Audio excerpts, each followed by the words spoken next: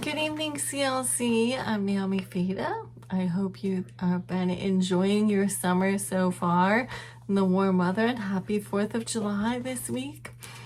So recently I've just been reflecting a lot on the next generation and teaching kids about faith. And whether you have young people in your life or not, there's always someone that you can be teaching or even living out your example. And so, as I've been reading through the Old Testament, I just am always struck by how quickly the Israelites turned away from God. They'd have a generation that followed God, and then a generation later, everyone is falling away, and there's idolatry and worship of idols and paganism and everything else under the sun. And yet, I say to myself, how is it that so quickly a generation falls away? And even my own self, how quickly that love for Christ can fade just because we get distracted by the world. And so this week I was teaching in kids' church about the Tower of Babel, which is only about 120 years after the flood.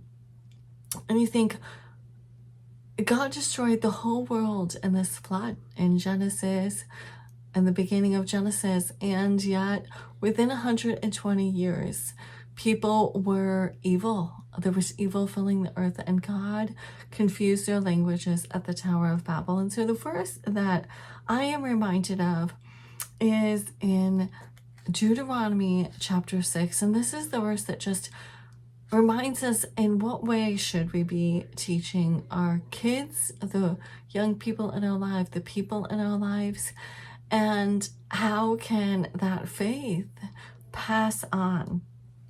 And so here it says, and this verse is specifically talking about youth, but it says, and you shall teach them diligently to your sons and daughters. And so this is about the commands of God. And you shall talk of them when you sit in your house, and when you walk by the way, and when you lie down, and when you rise up. And I think my question to God is, how to make sure the next generation follows you? Because we want that in our control. And what is the secret, right? And is not the secret that we ourselves stay close to God, that we seek Him, and then in our actions, in our, passing of time, sitting down at the dinner table, or, out and about in the things that we do, how can our conversation turn back to God?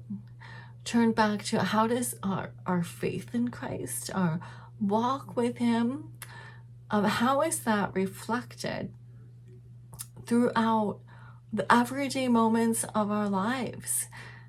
And what people want to see is the authenticity of the life of Christ within us, coming out of us as we walk and talk about our way, whether it's in our jobs, in our homes, in our businesses, whatever it is, in our churches. People watch and they say, well, how are they walking and talking?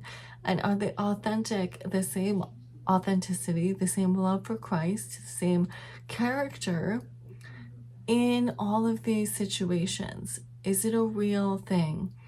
And currently I am on a book launch team for Little Habits, Big Faith by Christy Thomas.